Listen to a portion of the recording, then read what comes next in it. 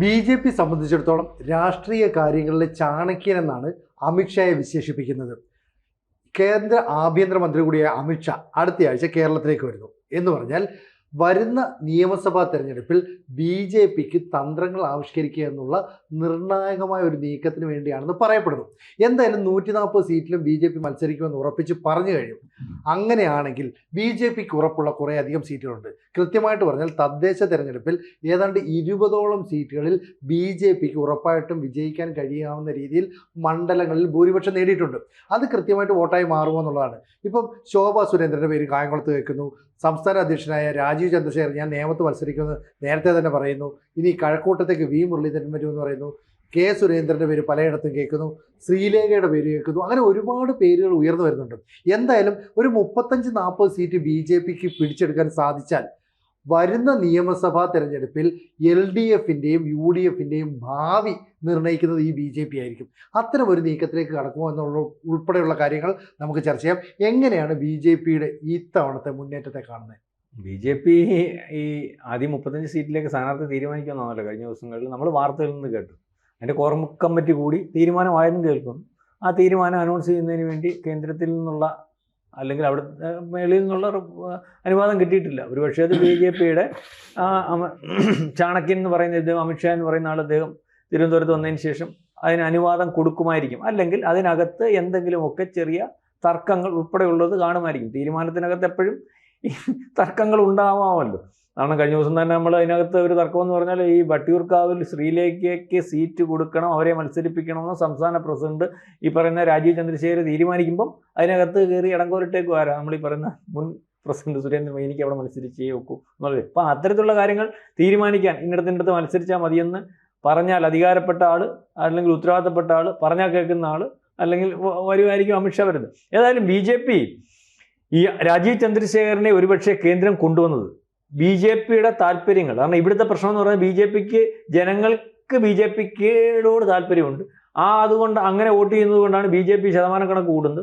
നമ്മൾ രാഷ്ട്രീയ നിരീക്ഷണം അനുസരിച്ചും നമ്മൾ പഠിക്കുന്നതനുസരിച്ചും വേറെ ചില പ്രത്യേക തിരുവനന്തപുരത്തും പാലക്കാടും ചില പ്രത്യേക അല്ലെങ്കിൽ കാസർഗോഡും ചില പ്രത്യേക ഫോക്കസുകളൊക്കെ ഒഴിച്ചാൽ ഇതിനകത്ത് ബി.ജെ.പിക്കകത്ത പാർട്ടി സംവിധാനങ്ങൾ മറ്റു പാർട്ടികളുടെ അത്ര ഇല്ല. പക്ഷേ വോട്ടിംഗ് വരുമ്പോൾ ജയിക്കുന്നില്ലെങ്കിലും വോട്ടിംഗ് ശതമാനം കൂടുന്നുണ്ട്.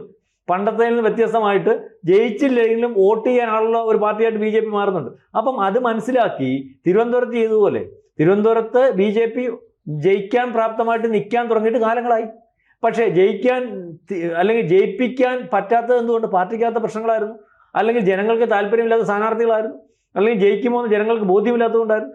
ആ ബോധ്യത്തിലേക്ക് കൊണ്ടുവരാൻ തിരുവനന്തപുരത്ത് കഴിഞ്ഞു. അതേ സ്ട്രാറ്റജിയിൽ കേരളത്തിലുടനീളം ഏതാണ്ട് ഒരു 10-35 സീറ്റിൽ ജയിക്കാൻ സാധ്യതയുണ്ടെന്ന് മനസ്സിലാക്കി. അല്ലെങ്കിൽ കഴിഞ്ഞ തിരഞ്ഞെടുപ്പുകൾ വളരെ ദീർഘമായിട്ടും പുറകോട്ടുള്ള തിരഞ്ഞെടുപ്പുകൾ പരിശോധിക്കുമ്പോൾ ഒന്നാം സ്ഥാനത്തും അല്ലെങ്കിൽ ഒന്നാം സ്ഥാനത്തിനോട് അടുത്തും വരുന്ന ഒരു അവസ്ഥയുണ്ട്. അവിടെ നല്ല സ്ഥാനാർത്ഥികളെ നിർത്തി, ജനങ്ങൾക്ക് താല്പര്യമുള്ള സ്ഥാനാർത്ഥികളെ നിർത്തി, ജനങ്ങൾ അംഗീകരിക്കുന്ന നിർത്തിയാൽ ജയിക്കും. അത് തിരുവനന്തപുരം മാതൃകയാണ്. ഇത് തന്നെയാണല്ലോ അമിത്ഷാ നേരത്തെ പറഞ്ഞത്. അതുകൊണ്ട് ആ രീതിയിലേക്ക് കൊണ്ടുപോകുന്നതിനും അതിന് കൂടുതൽ ഉപദേശങ്ങൾ തേടുന്നതിനും അമിത്ഷാ വരുന്നതെന്നാണ് ഞാൻ മനസ്സിലാക്കുന്നത്. അപ്പോൾ അങ്ങനെ പോയാൽ നമ്മൾ ഈ പറയുന്നത് പോലെ 35 സീറ്റിൽ ജയിക്കാം, ഏതാണ്ട് 10-20 സീറ്റിൽ ഉറപ്പാണ്. അതിനകത്ത് ഇവർക്ക് അകത്തുള്ള പ്രശ്നം തീർത്താൽ മതി. ബാക്കി 35 സീറ്റ് എന്ന് പറഞ്ഞാൽ നമ്മൾ പറയത്തില്ല മത്സരിച്ചാൽ ജയിക്കാം, ഓടി ഒന്നാമതെത്താമെന്ന് പറയുന്നത് ജയിക്കാം. അപ്പോൾ ആ രീതിയിലേക്കുള്ള ഒരു നീക്കമാണ് ഈ പറയുന്ന 40. നേരത്തെ മുൻ പ്രസിഡന്റ് പറഞ്ഞാൽ 35 കിട്ടിയാൽ ഭരിക്കുമെന്ന് പറയും, 40 കിട്ടിയാൽ ഭരിക്കാൻ പറ്റുന്ന വേറെ എന്തെങ്കിലും ഫോർമുല ഉണ്ടോ എന്നുള്ള കാര്യം എനിക്കറിയത്തില്ല. എന്തായാലും അതൊന്നും അവർ വെളിയിൽ പറഞ്ഞിട്ടില്ല. 40 സീറ്റാണ് ലക്ഷ്യമെന്നാണ് പറഞ്ഞത്. അതിനു മുമ്പ് ഇതുവരെ പറഞ്ഞിട്ടുള്ളതെന്ന് പറഞ്ഞാൽ ഭരണമായിരുന്നു. പക്ഷേ ഇനിയും അതും കൊണ്ട് സുരേന്ദ്രൻ പറഞ്ഞത് ഭരിക്കാൻ പറ്റുമെന്ന്, അത് ഇനി അങ്ങനെ ഉണ്ടോ എന്ന് അറിയത്തില്ല. ഏതായാലും 40 സീറ്റിലേക്ക് 35 ഉള്ളത് 40 സീറ്റിലേക്ക് പോകുന്നു. അത് ബി.ജെ.പിയുടെ ലക്ഷ്യമാണ്. അത് വളരെ കൃത്യമാണ്. അത് അവർ വേണ്ട രീതിയിൽ അതിനകത്തെ പ്രശ്നങ്ങൾ തരണം ചെയ്ത് മുന്നോട്ട് പോയാൽ ഒരുപക്ഷേ ബി.ജെ.പിക്ക് വലിയ മുന്നേറ്റം നടത്താൻ സാധിക്കുന്ന ഒരവസ്ഥയുണ്ടെന്നാണ് എനിക്ക് തോന്നുന്നത്. അങ്ങനെ പറയാൻ പറ്റുമോ ബി.ജെ.പിക്ക് ഒരു? അല്ല, നമ്മൾ ഈ തെരഞ്ഞെടുപ്പിനെ വളരെ ഗൗരവപൂർവ്വം വിശകലനത്തിന് വിധേയമാക്കേണ്ടതാണ്. കേരളം രൂപപ്പെട്ടതിന് ശേഷം നമ്മുടെ രാഷ്ട്രീയത്തിന് ഇതേപോലെ മാറ്റം വന്നൊരു കാലമുണ്ടായിട്ടില്ല. നമ്മുടെ രാഷ്ട്രീയം മാറുകയും ത്രികോണ മത്സരം എന്ന് പറയുന്നത് ഒരു യാഥാർത്ഥ്യമായി മാറുകയും ചെയ്തിരിക്കും. പൊതുവെ നമ്മൾ വോട്ടിംഗ് പേഴ്സൻറ്റേജ് പരിശോധിക്കുന്ന സമയത്ത് ബി.ജെ.പി. അങ്ങനെ എത്തിയിട്ടില്ല എന്നുള്ളത് ശരിയാണ്. ഏതാണ്ട് 14-നും 15-നും ഇടയ്ക്കുള്ള ശതമാനം വോട്ടുകൾ മാത്രമേ അവർക്ക് നേടാനായിട്ട് കഴിഞ്ഞുള്ളൂ. അത് ബി.ജെ.പി. പ്രതീക്ഷിച്ചതിനേക്കാൾ താഴെ പോയി. കാരണം അമിത്ഷാ കേരളത്തിലെ BJP കൊടുത്ത നിർദ്ദേശം എന്താണെന്ന് വെച്ചാൽ 5000 വാർഡുകളും അതേപോലെ 27% വോട്ടുമാണ് ആവശ്യപ്പെട്ട്. അതിൻ്റെ പകുതി വോട്ട് നേടാനേ യഥാർത്ഥത്തിൽ BJPക്ക് കഴിഞ്ഞുള്ളൂ. പക്ഷേ BJPക്ക് പൊലിമയുണ്ടാക്കുന്ന ഒരു തെരഞ്ഞെടുപ്പായിരുന്നു കഴിഞ്ഞു പോയത്.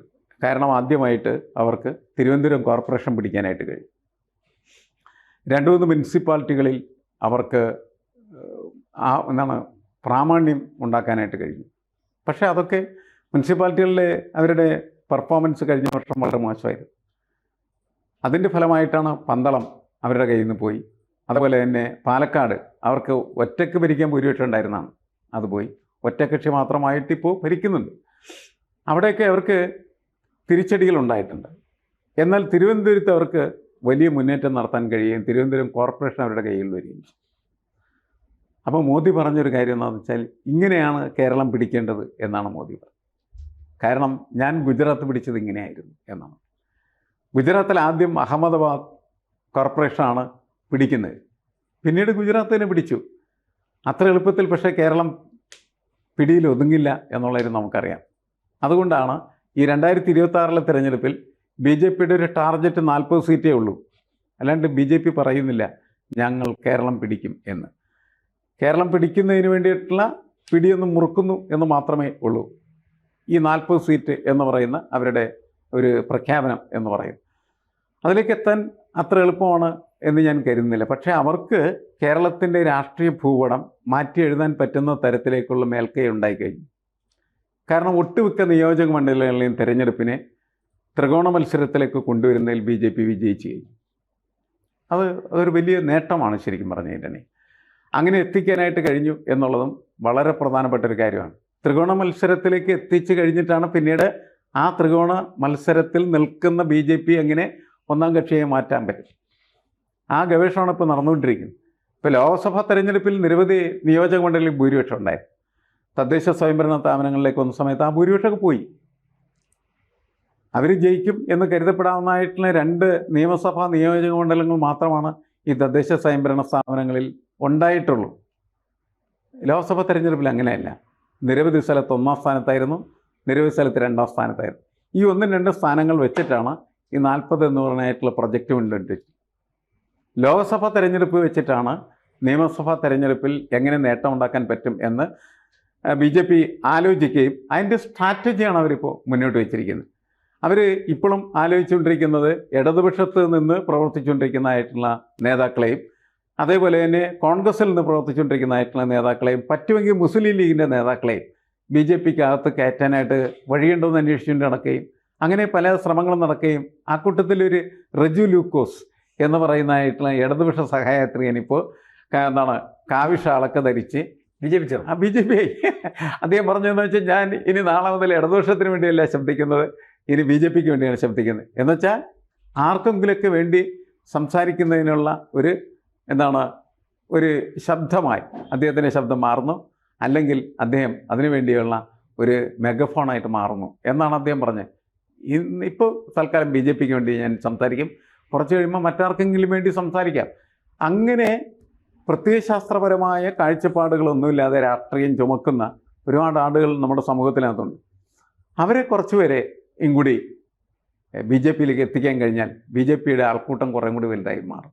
പക്ഷേ ഇവിടെ ഒരു സംശയം എന്താ പറയുക, കഴിഞ്ഞ ദിവസം CPMൻ്റെ മുതിർന്ന നേതാവായിട്ടുള്ള AK ബാലൻ പറഞ്ഞത് UDF ആണ് അധികാരത്തിൽ വരുന്നതെങ്കിൽ ആഭ്യന്തര വകുപ്പ് കൈകാര്യം ചെയ്യുന്നത് ജമാഅത്തെ ഇസ്ലാമി ആയിരിക്കും.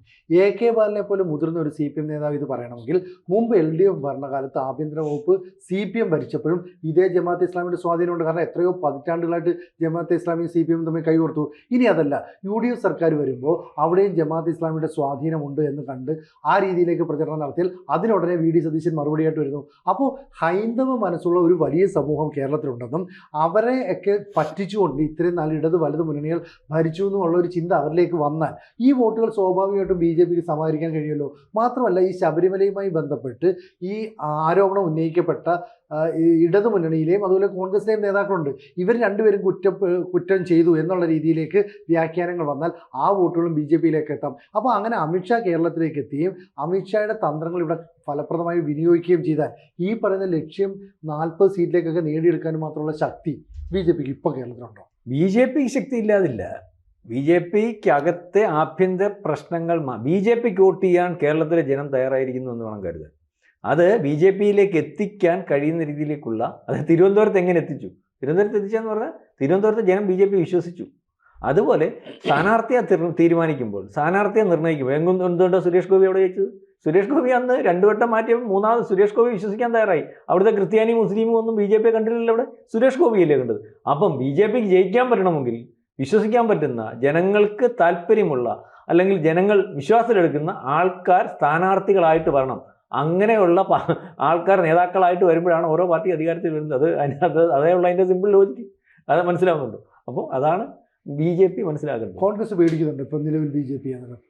അല്ല, ഇതിൻ്റെ കോൺഗ്രസ് ഭയപ്പെടേണ്ട ഒരു കാര്യം എന്താണെന്ന് വെച്ചാൽ, ശക്തമായിട്ടുള്ളൊരു ഭരണവിരുദ്ധ വികാരം എന്ന് പറയുന്നത് ഈ തെരഞ്ഞെടുപ്പിന് മുൻപിലുണ്ട് എന്ന വസ്തുത തിരിച്ചറിയുകയും അത് ടാപ്പ് ചെയ്യാനായിട്ട് ശ്രമിക്കുകയും ചെയ്യലാണ് കോൺഗ്രസിന് വിജയിക്കാനായിട്ടുള്ളൊരു മാർഗം എന്ന് പറയും. പക്ഷേ BJPയും അത് മനസ്സിലാക്കുന്നുണ്ട്, CPM അത് മനസ്സിലാക്കുന്നുണ്ട്. അതുകൊണ്ട് ആ ഭരണവിരുദ്ധ വികാരത്തിലേക്ക് കേന്ദ്രീകരിച്ച് കാര്യങ്ങൾ പോകാതിരിക്കാൻ വേണ്ടിയിട്ടാണ് CPM ഈ ജമാഅത്തിൻ്റെ കാര്യമെല്ലാം പറഞ്ഞിട്ട് വേറെ രീതിയിലേക്ക് അതിനെ ഡൈവേർട്ട് ചെയ്യാനായിട്ട് ശ്രമിക്കും. BJP പക്ഷേ അതല്ല, ശബരിമലയും അതേപോലെ തന്നെ ഹൈന്ദവ വികാരമൊക്കെ വളർത്തി ഈ ഭരണവിരുദ്ധ വികാരത്തെ BJPയിലേക്ക് ട്രേസ് ചെയ്യാനായിട്ടാണ് ശ്രമിക്കുകയാണ് ചെയ്യുന്നത്. ഇവിടെ BJPയുടെ പരിപാടി വിജയിക്കുകയാണെങ്കിൽ CPMനാണ് അതിൻ്റെ വിജയ സാധ്യത വരുന്നത്. കാരണം ഭരണവിരുദ്ധ വികാരത്തെ ഡിവൈഡ് ചെയ്ത് കോൺഗ്രസ്സിന് ഈ തദ്ദേശ സ്വയംഭരണ സ്ഥാപനങ്ങളിലേക്ക് വിജയിച്ച പോലെ വിജയിക്കാൻ പറ്റില്ല. അതാണ് പ്രശ്നം. അപ്പോൾ അവർ പരാജയപ്പെടുന്നല്ല എൻ്റെ അർത്ഥം, ഒരു നേരിയ മാർജിനിലേക്കുള്ള വിജയത്തിലേക്ക് മാത്രം അത് ഒതുങ്ങാനുള്ള സാധ്യതയുണ്ട്. എന്നാൽ ഭരണവിരുദ്ധ വികാരം മുഴുവനും UDFൻ്റെ കൊട്ടയിലേക്ക് കൊണ്ടുവരാനായിട്ട് ഇവർക്ക് കഴിഞ്ഞാൽ അവർക്ക് നല്ല വിജയം ഉണ്ടാക്കാനായിട്ട് കഴിയും. അപ്പോൾ ഈ BJPയുടെ ഈ 40 എന്ന് പറയുന്ന സാധനം BJP ഒന്നും അല്ലാതെ പൊട്ടിപ്പോവും. അതാണ് പ്രശ്നം. കാരണം BJP പലപ്പോഴും BJP ചെയ്യുന്ന സാർ പറഞ്ഞു, BJP ചെയ്യുന്ന പണി അല്ലെ ജോലിയുടെ ഫലം അനുഭവിക്കുന്നത് ഈ പറഞ്ഞ UDF. ഇപ്രാവശ്യം അങ്ങനെ സംഭവിച്ചാൽ BJP വീണ്ടും ഒന്നുമല്ലാതായപ്പോൾ UDF അധികാരത്തിൽ വരുന്ന ഒരു അവസ്ഥയിലേക്ക് പോകും. അതായത് BJPക്ക് ജയിക്കാൻ സാധിക്കുമെന്ന് ജനത്തിന് ബോധ്യം വരുന്ന അവസ്ഥയിലേക്ക് BJP സ്ഥാനാർത്ഥികളെ എത്തിക്കണം, BJP എത്തിക്കണം. അതാണ് ഞാൻ ആദ്യം പറഞ്ഞത്. കൂടുതൽ വാർത്തകളും വിശേഷങ്ങളും നിങ്ങളിലേക്ക് എത്താൻ ABC മലയാളം സബ്സ്ക്രൈബ് ചെയ്യുക, ബെൽ ബട്ടണും അമർത്തുക.